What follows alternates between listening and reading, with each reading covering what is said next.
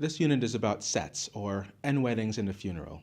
You'll learn about Hall's marriage theorem. You'll learn about power sets, permutations, derangements, partitions. You'll learn about lattice path enumeration, and we'll discover that many of the integer sequences we learned about in the induction unit actually count things. And, most importantly, you'll learn what it is about set theory that makes mathematicians go mad. The combinatorics of finite sets, or n weddings and a funeral. Georg Cantor, a German mathematician, died in 1918 in an asylum after discovering what you will learn in this unit, namely, how to count. To be precise, how to count when you don't know how much there is of what you're counting. As World War I bled into World War II, Cantor's work led to Alan Turing's seminal result about what computers can and cannot do. We'll learn more about that at the end. But first, we'll see that we can understand the numerical sequences from the induction unit a lot better if we note that they are sizes of sets. What is a set? It actually is not true that a set is a collection of objects, but in this section, we'll use this informal definition. In this unit, we'll learn what a bijection is, firstly. Secondly, we will talk about partitions, partitions of numbers and partitions of sets. Thirdly, we'll talk about power sets. And fourthly, we'll talk about the all-important marriage theorem of Philip Hall. And finally, we'll have a few results dealing with lattice path enumeration. We discuss binary trees more in the graph theory unit, but you know what they are. They look like this. So this brings us to quiz 0. How many nodes does a balanced binary tree, like the one in the diagram, have? 2 to the n minus 1, 2 to the n, 3 to the n minus 1, or 1 plus 2 plus 4 plus ... plus 2 to the n minus 1.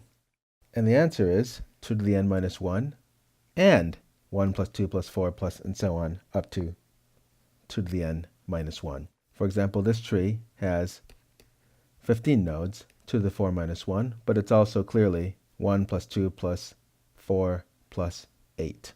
Remember your geometric series, where if r is a number, say, strictly between 0 and 1, then you can add up all the powers of r and get 1 over 1 minus r. We saw this number, the answer to the quiz, when we were counting the number of moves in an optimal play of the Towers of Hanoi puzzle. So we see that the number of nodes in a balanced binary tree is the same as the optimal number of moves in the Towers of Hanoi puzzle. But what if we did not know the answer to quiz number 0? How could we show that the optimal number of moves in the Towers of Hanoi puzzle was the same as the number of nodes in a balanced binary tree? How could we show that?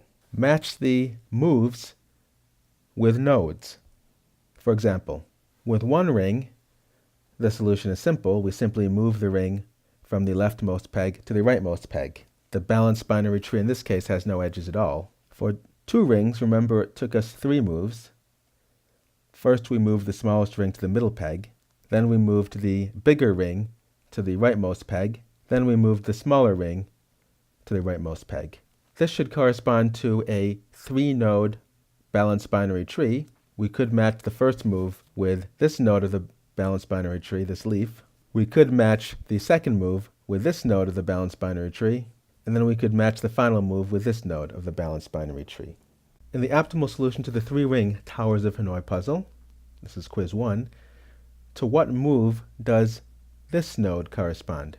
Your answer should be in the form, say, 1b, meaning move the smallest ring, ring 1, to the middle peg, peg B. Place your answer there. And the answer is 2C. In our proof from the induction section, we saw that first you solve the 2-ring puzzle, which leaves you in this configuration with the biggest ring on the original peg and the 2 smaller rings in the middle peg. Then you move the biggest ring to the final peg, which corresponds with this node, and then you move the 2 smaller rings over to the rightmost peg, which corresponds to these 3 moves, and we already know that the second of the 3 moves will be when we move the second biggest ring over to the final peg. That move corresponds to this node, and then we move this ring over here. Let A and B be sets, represented by these Venn diagrams, and let F be a function from A to B. It takes inputs or arguments, and you get out an image denoted f of A if the argument is A, the image being in B. For example, we might send little a to B, A prime to B double prime, A bar to B bar. We say f is onto or surjective if every member of B is an image.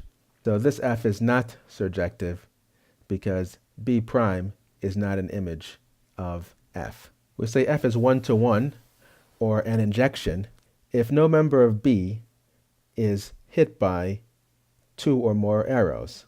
In our example, f is one-to-one since even though B prime is not hit, that's fine. It's not hit by two arrows. It's not hit by any arrows. And the other elements are hit by at most one arrow, or exactly one arrow in this case.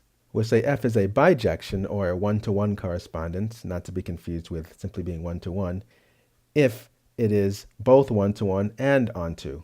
In other words, the arrows will link the set A with the set B so that each element in A has a partner in B. The fact that it's one-to-one means that no two arrows will go to the same point, and the fact that it's onto means every member of B will be hit by an arrow. In this case, you could reverse the arrows, and you would also have a one-to-one function from B to A.